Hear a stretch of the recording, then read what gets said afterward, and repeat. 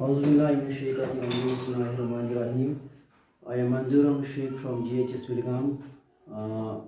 Today is class 7th subject Geography, and today's topic is the hydrosphere.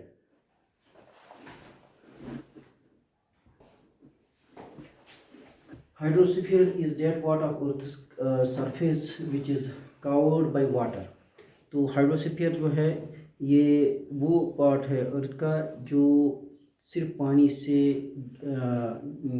भरा हुआ है या पानी से जिस पे पानी मौजूद है। तो इसमें तमाम रिवर्स आते हैं, लेक्स आते हैं, वेल्स, सीज, ओशन, जितने भी पानी के ज़खायर हमें नज़र आते हैं वो सब इंक्लूड होते हैं हाइड्रोस्फीयर में। तो ये जो हाइड्रोस्फीयर है इसमें एक चीज़ पाई जाती है दैट कंटिनेंट्स। तो कंटिनेंट्स दरअसल वास्ट आइलैंड्स हैं जो फ्लोट कर रहे हैं वो ओशंस में, यानी कि बड़े बड़े जो समंदर हैं, ओशंस हैं, तो उनमें जो बड़े आइलैंड्स फ्लोट करते हैं उनको हम कॉन्टिनेंट्स कहते हैं। तो वाटर जो है ये तमाम किस्म की लाइफ को सपोर्ट करती है, यानी कि इसमें प्लांट्स भी ग्रो होते हैं, एनिमल्स भी ग्रो होते हैं, और इसके अलावा माइक्रो ऑर्गेनिजम्स भी ग्रो होते हैं। दे सो वाटर possesses लाइफ और सस्टेन्स लाइफ। तो इसके अलावा जो ओशंस हैं ये मिनरल प्रोवाइड करते हैं, फूड प्रोवाइड करते हैं, इसके अलावा गैस और मिनरल ऑयल भी प्रोड्यूस करते हैं, ऑयल भी प्रोड्यूस करते हैं। सो ओवरऑल ये जो हाइड्रोस्फीयर है it is that part of earth which contains water and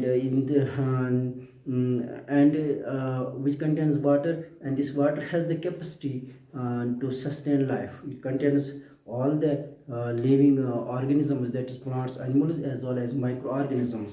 तो यहाँ पे जो हाइड्रोस्फीयर की बात अगर हम करेंगे, ये ज़मीन का वो हिस्सा है या वो हिस्सा है that part of earth surface जिसपे वाटर मौजूद है।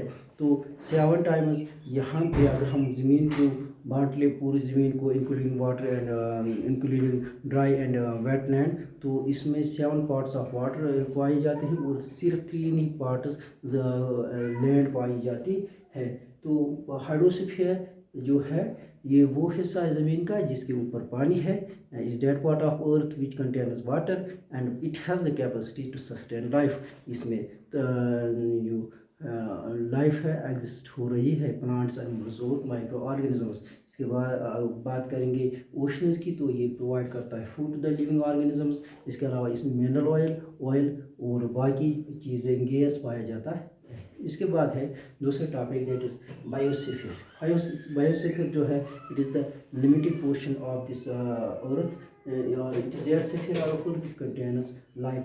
तो बायो की अगर हम बात करें, bio means life, and it is that sphere of life which contains life. इसमें तमाम लिविंग ऑर्गेनिजम्स पाए जाते हैं और it is the narrow part of the biosphere is the narrow part of the earth.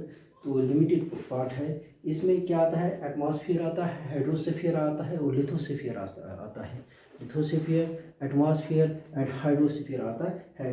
तो एटमॉस्फेयर जो है it is the covering of layers of different layers of air on the lithosphere. So hydrosphere constitutes that part of earth which contains water, and lithosphere contains the earth, that is the upper topmost layer of the earth.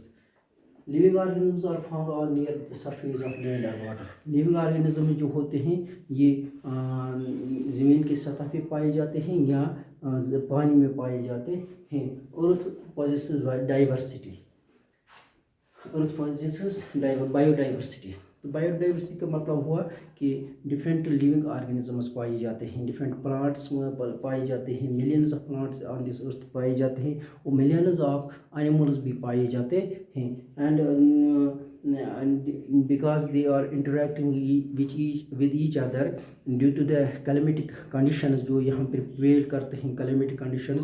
ये climatic conditions जो हैं ये different जगहों पे different place पे change होता रहता है, और इसकी वजह से जो हमारे जो प्लांट्स की कैपेसिटी होती है, एनिमल्स की कैपेसिटी होती है टू बियर दिस बायोडाइवर्सिटी और द चेंज इन एनवायरनमेंट जो होता है, तो उसको टॉलरेट करने के लिए, तो ड्यू टू डैट रीज़न क्या होता है कि variations in plants and animals comes, plants और एनिमल्स में वेरिएशंस पाई जाती हैं, डिफरेंट किस्म के एनिमल्स पाए जाते हैं, डिफरेंट किस्म के प्लांट्स पाए जाते हैं। इसका एक बड़ा फैक्टर है, that is the weather, that is the climatic conditions which prevail at a particular place, and at that place different animals are found.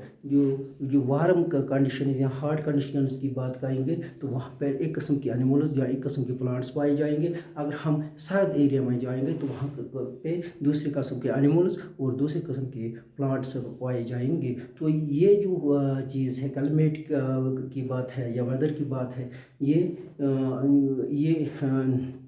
Biodiversity को वजूद में लाता है। बायोडाइवर्सिटी का मतलब हुआ कि different kinds of plants and animals are found at different place that gives rise to biodiversity. तो man is also a part of biosphere. Man जो है, इंसान जो है, ये भी बायोडाइवर्सिटी का पार्ट है। जो इस पे लिविंग ऑर्गेनिजम्स है, प्लांट्स और एनिमल्स है, इनका इंसान जो है इस्तेमाल करता है। मैन जो है इनका अच्छी तरह से इस्तेमाल करता है।